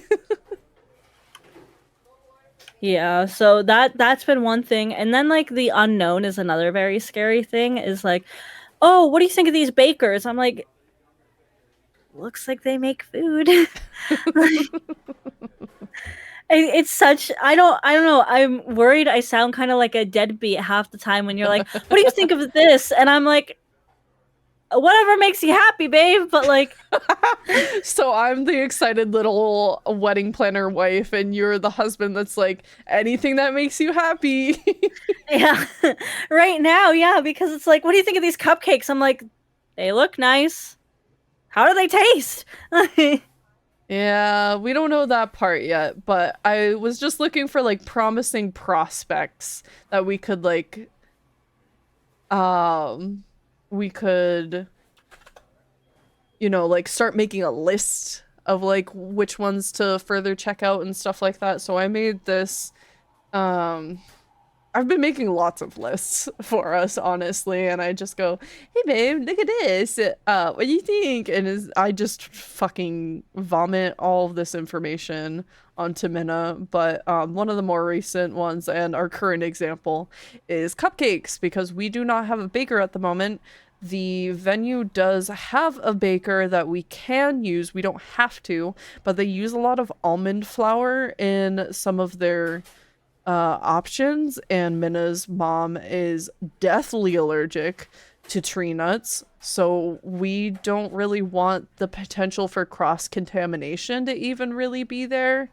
And every time we tell this to another baker, when we were at like the wedding convention and stuff like that, they're like, "That's so weird. I don't even have almond flour in my kitchen. It's not a great flour to use." So we have been try on the hunt for a good baker, but we could go with anyone from like Costco because they have a license to these nicer bakeries. But there's just so many options out there, and it's really hard to pick. But we were looking at people at the wedding convention, and then I had it dawn on me. I was like, you know, we could do these people, but we could also be looking at bakers that are a whole lot closer to the venue because like sure we will like have this insurance of them delivering the cake to us and stuff like that. If they fuck up, they fuck up and it's not our fault and we'll get our money back sort of thing. But also, I don't really want them to fuck up.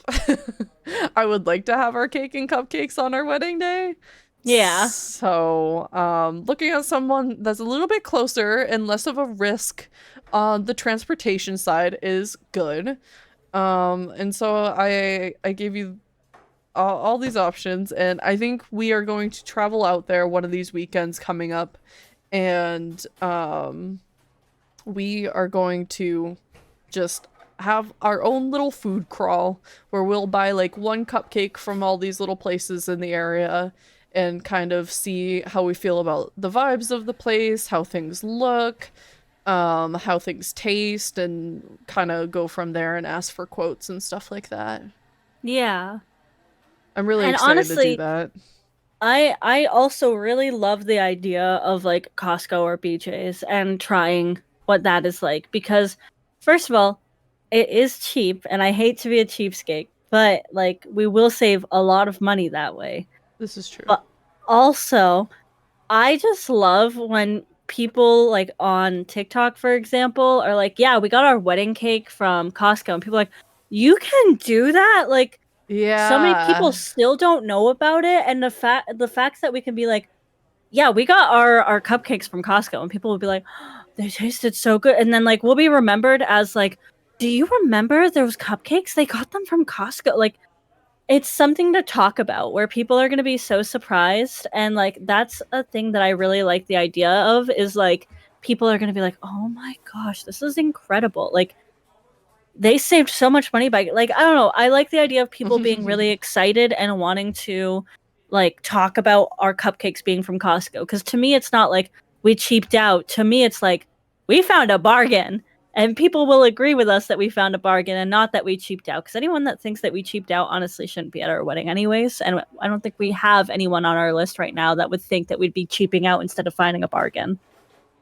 My hesitance with Costco, though, is that it can, or things similar to Costco, that it can taste very generic, like we picked it up from any sort of supermarket that does the same fucking frosting everywhere, sort of thing. That is my fear. I do not want something that tastes very average.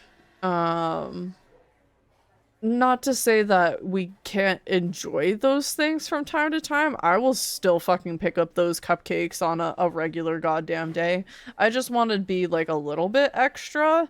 And that doesn't Yeah. need to be like, we would have loved to have our cupcakes done by somebody who works in the cafeteria at our work, but she is not a licensed baker, so we cannot bring in her cupcakes into this venue because of licensing issues. But we would have loved to do that. So it's not that we need anything fancy. I just want shit to taste good. Yeah. And that's totally fair. I totally get that. Um yeah. So I see that, but at the same time I'm like, oh, but this like saves money, but it also is like really cool. So I don't know. Definitely stuff to look at. I am really excited for like a cupcake tour crawl. Yeah. Yeah, I think we can make it happen. I've been really good at making things happen. You have been. I think the exciting stuff for wedding planning has been our engagement shoot was really exciting and like seeing Yeah. results from it. One of the hardest parts about wedding planning right now is we're trying to be smart. Well, we are being smart, and we have more than a year that we're planning out this wedding right now. Um, and um, we have a lot of time until like our fruits of our labor start actually showing up. And I have a hard time visualizing things if I'm not seeing results, and we won't be seeing any sorts of those results.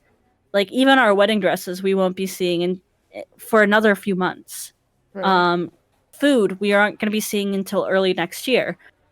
Decorations, we're like kind of seeing it, but we can't really put it anywhere right now, so we won't be seeing that for months. Like it's great that we're thinking ahead, but it's hard to see the fruits of our labor and feel accomplished. So having the engagement shoot, the photos come back to us and being able to see like the vision and put together like save the dates and everything has been incredible Yeah. because I actually get to see progress. Yes. And I think that's something that I guess I didn't quite realize was something that you needed through this process, so I'm glad that it's being brought up. Because I could definitely start putting almost like photo collages together where maybe I could take pictures of the venue that we have or that are off the internet and kind of like collage them together because I have different pictures of like the tables where the chairs are what we're going to have, but not the place setting and place settings with the incorrect chairs. And we get to see our linen colors hopefully soon, so I could also put that into the collage eventually, and then we'll be able to put our wedding dresses in there soon. We'll be able to hopefully do a little bit of floral planning soon, and stuff like that, so we can have a better vision. We can make like a vision board sort of thing. That might help, yeah. Because we do have a lot Complete, of the details down already. yeah. It's just always seeing the completed product is what really like gets me. Right. Um, But yeah, so it's just been really exciting, like when things actually come through, and it's like, oh, here it is. Yeah, florals have been my recent. Hey babe, look at this. um, Yeah, I worry that I'm going too fast for you sometimes, and I'm just overwhelming you. it's just like the thought process for me is like, even if I'm getting overwhelmed, we have to do it. So I need to just put aside being overwhelmed. Um, but I think I really want to order samples of the flowers soon because we're considering doing faux florals and doing like a rental floral because we've been weighing our options on like real flowers versus fake flowers versus like buying the fake flowers ourselves and stuff like that. And there's all sorts of like environmental issues with all of the choices, unfortunately, because like the process of caring for flowers is very water intensive and stuff like that. And then there are just like some flowers do better in certain seasons, and even those ones that are good in those seasons don't end up like turning out great when you need them for the wedding or something like that. So there's a lot of unknowns that happen with fresh florals where you just kind of have to trust you're a floral expert if you decide to go with fresh ones. Which I don't think we would have too hard of a time just trusting somebody as long as we pick somebody that clearly has a vision that aligns with ours, like when we met Faith. But the fake ones, if we wanted to build fake ones ourselves, there's a lot of plastic involved with fake flowers, and that can be very intensive on fossil fuels and stuff like that. And they are saying that unless a faux floral is being used like at least 6 times, it does not like end up being more environmentally friendly than just getting real florals, sort of thing. So there's these really nice rental businesses that we've been looking into where you can rent flowers, and they've been used by who knows how many other parties and weddings and stuff like that. So they are getting the longevity that they deserve and apparently look great. From what we can tell in the photos, they do look good, but they allow us to order a couple of samples at a pretty reasonable rate so we can see them in person, feel them out, and send them back and tell them what we think, and they give us a coupon for a discount, and I think they're really cool. I'm starting to lean that way, but I feel like every week I'm leaning a different way for florals. Yeah. It's hard. It is. I'm sorry that I haven't been as attentive and excitable as you have been about the florals. I feel bad. Honestly, I feel bad. I feel bad that I am doing all of this stuff because I, in my experience, have always dreamed of doing all of this stuff. So I am really excited to be doing all of this stuff, but I assume that's part of your dream as well? Question mark. Partially. I've been excited. I feel like I've always just been more excited for the main day. Really? Um, I think so. Um, but I've also been excited for a lot of the planning. So, um, yeah. I guess that kind of makes sense. Because you do enjoy a little bit of like event party planning, but So that's the thing though. I love event planning. I which is love why I feel so much guilt No, doing all this hold on. planning. Hold on. I love event planning, but the events that I love planning are on a much shorter timeline of when they're going to come to fruition. Yes. And I feel like with the wedding planning, it's been a lot harder because it does take a lot longer. Yes. And I really like event planning where like I can make most of the stuff myself. That's what I really enjoy as well. I like cooking for people. I like making the decorations. I like making funny foods that go on theme. I like telling people, you bring this, you bring this, you bring this. Like, I love doing that stuff. But with wedding planning, you're relying on a whole bunch of people and That you've giving never met. that you've never met, and you're giving a whole bunch of people money, and it's scary. It's really scary. Where's my money going? Ah. um I guess it makes sense that I'm enjoying it a little bit more in a different sense because I do have like this passion for um I guess like fashion, decor, all of these other things that I am used to taking longer and stuff like that. Uh-huh. And you have only recently kind of come to discover like what you like about fashion and stuff like that. And I feel like even though we just really have to think about dresses and bridesmaids dresses and then the fashion ends there. I think there are a lot of things that are adjacent that feel very similar to the process of fashion shopping Mm. where it's a lot of research goes into all of it. Um I've been loving every fucking second of it. I'm really glad. I want to get more into it. It's just there's a lot going on in my brain right now that hasn't been allowing me to take as much part. I want to help you with that because I want you to enjoy it more too. But also, if you find that um you essentially want me to be the hired wedding planner because it is too much for you, I do not mind that either. I also just want to finish Baldur's Gate. Oh my goodness. You're so silly. I will finish romancing Karlach in Baldur's Gate, and then I get to marry my own Karlach. Yeah. Yeah. Except I really hope that I don't finish Baldur's Gate by the time our wedding rolls around. That'll be unfortunate. What do you mean by that?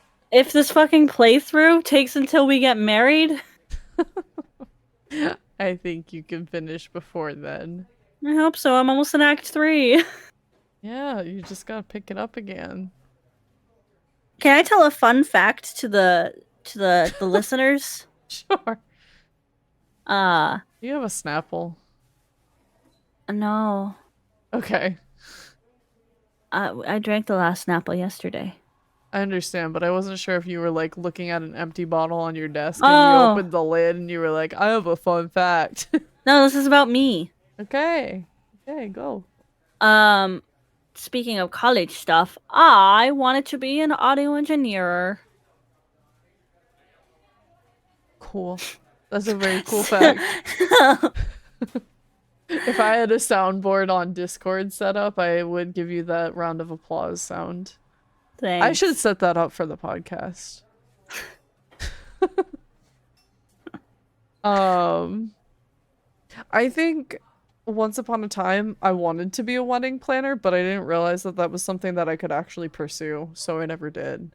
Because I Hmm. thought that was just like a TV thing where people on TV who got famous like had the opportunity to do this, but like regular everyday people don't get to be wedding planners. Yeah. Also, where You the wanna? fuck do you go to school for that?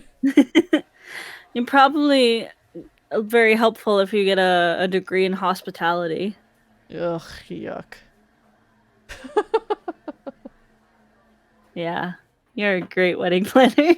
I just want to do the planning. I don't want to be like the day of planner that has to deal with all the bullshit. Um, I used to sell but couches. I can handle people to a degree. Sorry, Jesus, that look. You just stared daggers at me. I just wanted to mention that I thought of another thing that I'm Go. excited about for immediate in future for rebranding stuff. Oh, okay. It's technically not exactly rebranding, but it is immediate in future. I want to do some karaoke stuff and like put some Yeah. song covers out. Yeah. Hell Hmm. yeah. Yeah. Should. And that was what my thought was with audio engineering, but you Oh, know, well, you let it just like sit there for a second. You're I like, thought you were gonna podcast host and be like, tell me more about that. you expect too much out of me. You I left dead expect you to be a space. podcast host. You left dead space, and I went insert clap track here, and you still you didn't go. I'm autistic. Leave me alone.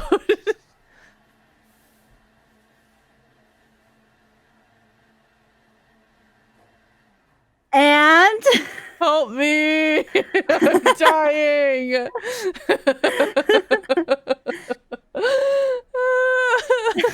I think we gotta end the I podcast. think we've hit our end, yeah. We're getting Delulu over here. I can't help but just giggle at everything. Thank you so much for joining me on the podcast today, Minna. It was an absolute joy to like somewhat bicker, not really bicker, open up your brain a little bit in ways that I've just wanted to like ask you some of these questions. So I got shit out of this. This wasn't just like scripted shit where I was like, hey, Minna, talk about your things. Yeah, I mean, honestly, if you want to invite me back for anything, I'm always up for it. Or if we want to start having a the VTuber premarital Not the next word. The VTuber premarital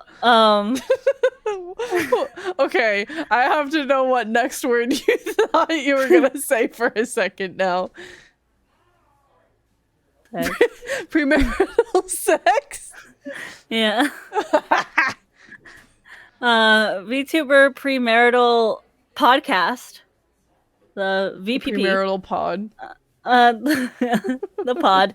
The yeah. Anyways, Yes, I want I to would have love to something. potentially have you back, but also after finally having you on the pod, it kind of does make me want to just have one exclusively with you, because boy, do we say some shit.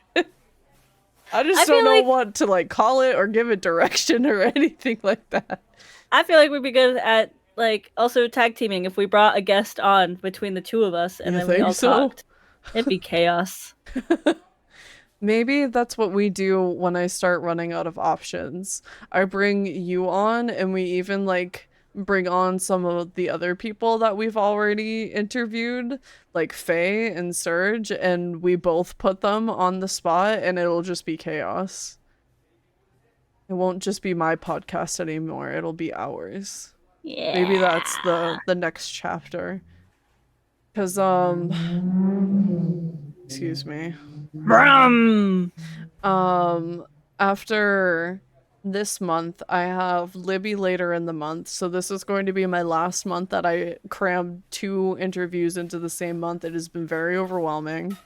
I was excited to like quickly put out some more content, and I'm glad that I have. I feel like I have a decent library now, so I don't particularly regret it, but it is not a workload that I can keep up with at this point.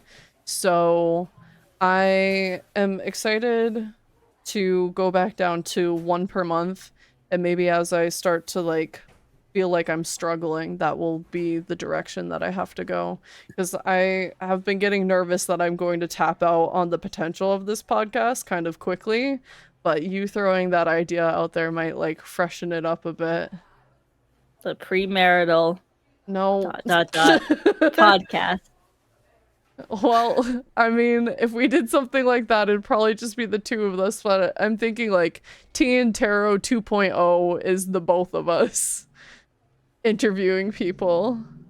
The T and tarot, and then under it is we add to the graphic just a crumpled up sticky note that's like stuck on there that says "and chaos." T, Tarot, and the Terrifying. Yeah. Yeah. T and terrifying podcast. Well, Minna, where can people find you? Hi. People can find me. I'm here. Yeah, Hello. I'm here. Hello. People can find me on twitch.tv/MinnaminViper, twitter.com/MinnaminViper, youtube.com/MinnaminViper. You're probably at MinnaminViper. That's a new thing YouTube has been doing with their Oh, URLs. I don't know. So it's Search up kind of like MinnaminViper. TikTok. Yeah. Search MinnaminViper. You'll find her. Probably. Um, and yeah, I'm kind of wherever you're looking for Lux, I'm probably not too far behind. Honestly, I do Wherever have you a hear, command that is just like !Minnamin in chat. I'm pretty sure that still just shouts you out and anybody can use it. wherever you see a pile of blankets and hear screaming, that is where I am. Yeah, probably. um, can I talk about my thing or should I wait? Yeah, I was just about to say, is there anything you would like to plug? I would like to plug tomorrow on stream. I'll be starting my stream early. Typically, I start at a 7 p.m. time, just like Lux. However, tomorrow I'm starting early and going late because the wonderful developers at I have to pull up the thing so I can have it here. Gentle Troll Entertainment, who have made Tavern Talk, which is kind of like the idea of Coffee Talk meets D&D. They have reached out to me to give them their exclusive 3-hour demo access So access it's to like an this. Yeah. extended demo. So there is like a public demo that people can play right now, but Minna's got an exclusive extended one. Yes, this will even be going into part of the chapter 2, some of the first quests in chapter 2. So we will get even more gameplay. So if you are interested in this game, I will have a lot of gameplay to show you guys so you can really make an informed decision on if it's something that you would like. I've had this game on my wish list since September of last year. And I was excited to share that with the social media team when they were looking for some people to give this exclusive demo to. Um, and I am really excited that I finally get to play it. Um, yeah, I'm not sponsored or anything by them. I'm just getting this exclusive demo, not the full complete project for free, nothing like that. Just the demo. I do have permission to stream it, and yeah, I'd really like to show you guys the game. So tomorrow, it is a 3-hour demo. It does not have the ability to save, so I have to do it all in one play. So we are going to go from start to finish for the estimated 3 hours that it takes. Yeah, if you If want to you're join me talking to over there, chat, it's probably gonna take longer than that. it'll probably take longer than that. Um, but I would love to see you guys there. We're gonna have a whole lot of fun. And then the day after that, I will be streaming again, and that will be me actually. Part of the stream will be me watching the wholesome direct and the Xbox showcase that came out. I will be late to the game on them, so if you've already seen them, it might be old information to you guys. But as I was watching the wholesome direct, I realized that there was a lot of stuff that I was excited to talk about with people, and I couldn't talk about with people, so I need to talk about with people. That's a great um, idea. yeah, so we'll be watching and talking about games that we're really excited about. Make sure that we're all adding them to our wish list together so we can support these developers as they're having games coming out. Um, and yeah, it's going to be a really good time. So please join me for the next 2 days as we do a whole lot of stuff. I'm really excited for tomorrow, though. I have to be honest. Tomorrow is like Fuck yeah. I feel really really lucky because I every so often comment on these things where like a game developer will be like, we're giving out keys to the game or like Yeah. exclusive demo access, and like if you're interested, say hi. And like I've, a few times I'm like, hi, I'm really interested.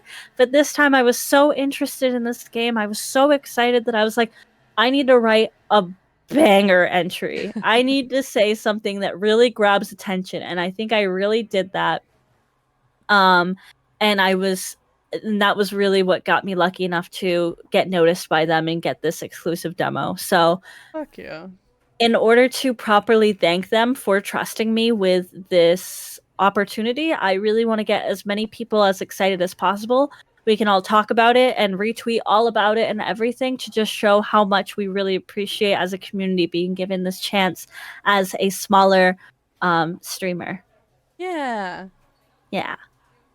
I'm so excited for you. I hope it goes great. I'll definitely be there for the beginning of stream. I might have to trail off later, but yeah, it's such an exciting opportunity. I've definitely entered plenty of those other like, oh hi, I like your game. I haven't wished listed, teehee. And I haven't heard back from any. I have gotten some like likes and follows from these smaller devs, so I'm hoping I'm on a list somewhere. But I don't know yet. Nobody's responded to me like directly per se. Don't forget our desperate pleas to get Cuisiner to pay attention to us. Oh And my it worked! god. It worked! They would like our stuff and everything, but Well, I mean, I don't want to like sound bitter at all because I'm sure the devs were very busy after their game launched and everything because there were probably a lot of people tweeting at them and stuff like that. They interacted with me a lot more during pre-release when I was like hyping them up ahead of time, but after release they really haven't interacted with me much since, which is really sad. But sad in a way where it's not like, oh, these devs changed. It's like I want the attention. Give me the attention. It's like, I was the firstborn child, and I have since been forgotten for the younger sibling. But yeah, I'm really excited that like finally putting I have a really hard time putting myself out there for a lot of things. So finally the time when I really try hard and put myself out there, I do get Yeah, noticed. It feels yeah, very reassuring. yeah. I'm so excited. Thank you again for being on. Did you want to say anything else before we wrap up? Uh yeah, I do actually. Um Yellow kiwis are better True. than regular kiwis. I need to eat one of those tonight. Strawberries suck because Oh, they're too tart. okay. Blueberries are one of the worst fruit. We're about to be Um, canceled. You gotta be careful with this shit, babe. I like pork more than chicken. Okay. Thank you for coming on the podcast, Minna. I Make love you sure so you take a much. shower, drink some food. No, wait, This drink some isn't water. your Drink some podcast. and as always, Bye. bye.